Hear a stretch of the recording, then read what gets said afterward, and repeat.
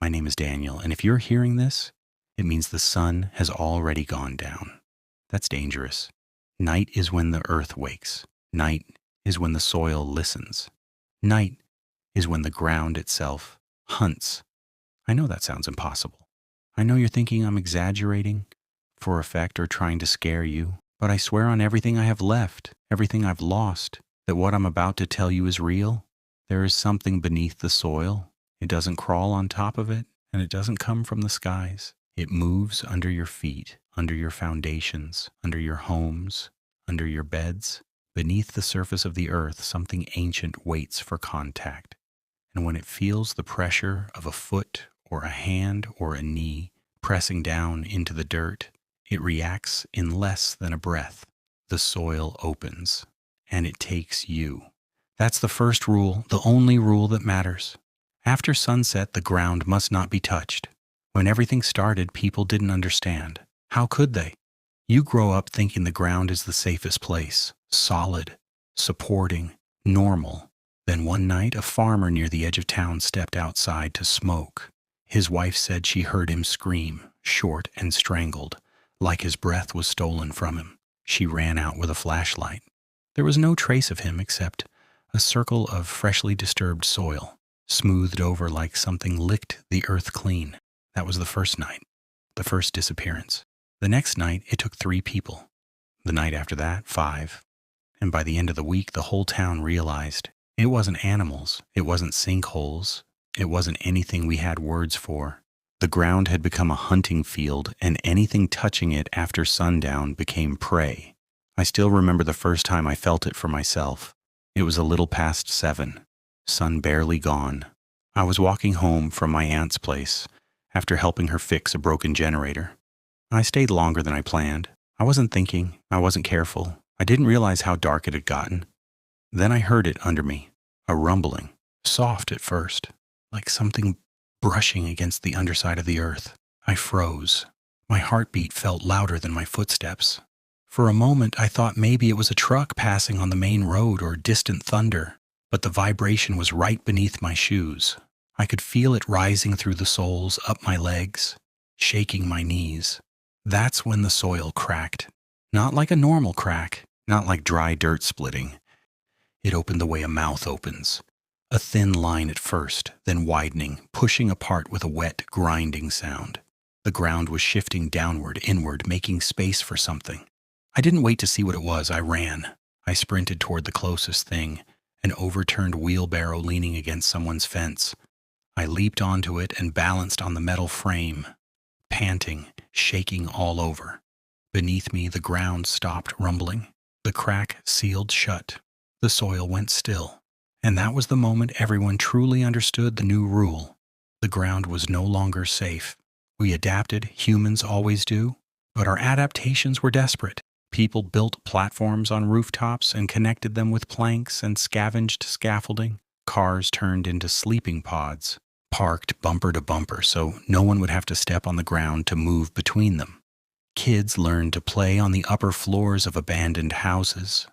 Neighbors passed food over fences using makeshift bridges of plywood and hammered metal sheets. Every home now had a night structure.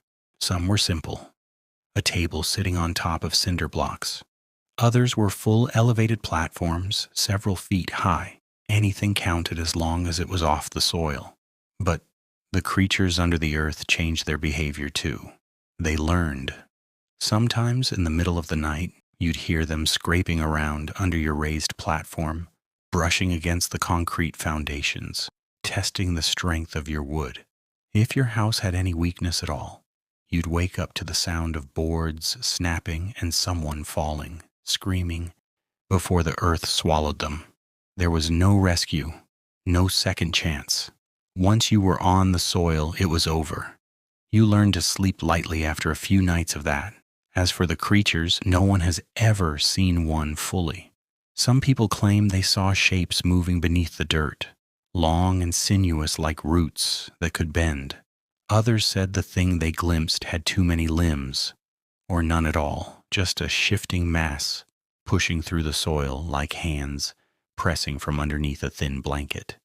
Whatever they are, They're strong enough to pull a full-grown man into the ground without leaving a trace, strong enough to shake the earth itself, strong enough that even now, when the sun goes down and the temperature drops, you can feel them waking in the deep.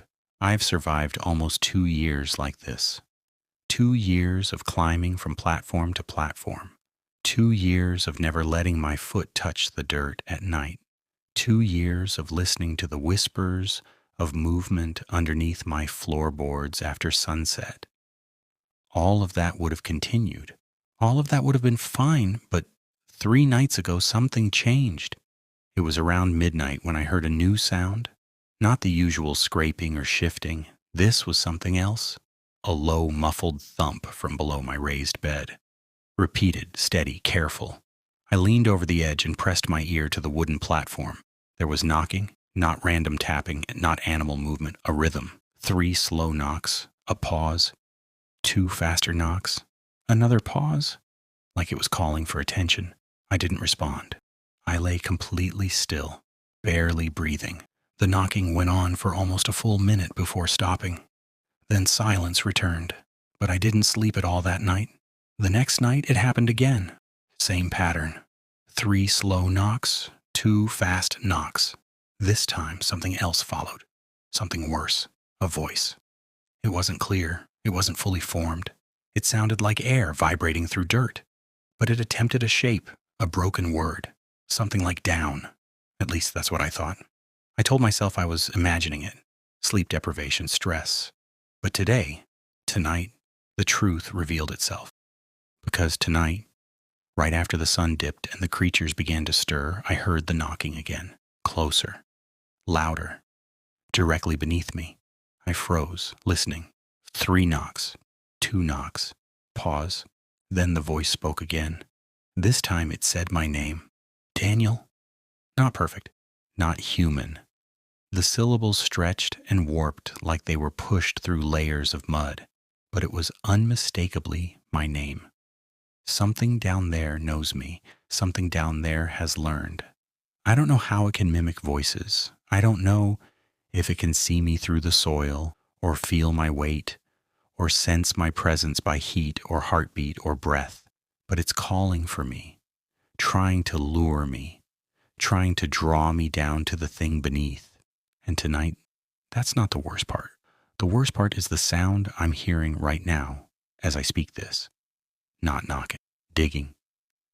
It's digging its way up, directly below my platform. The boards are shaking, the nails are popping loose.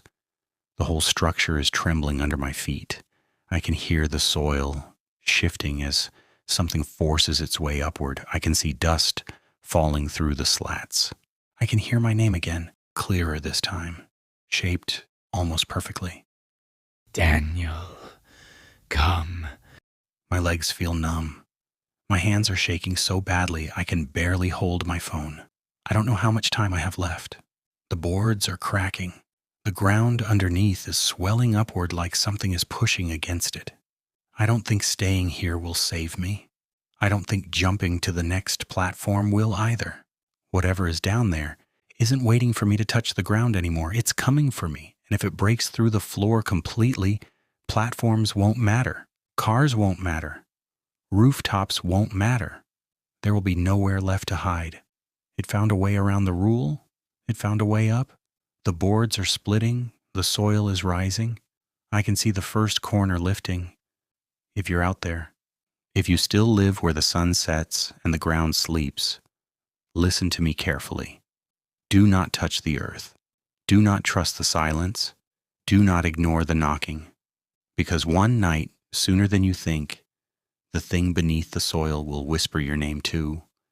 And when it does, it won't stop until you answer.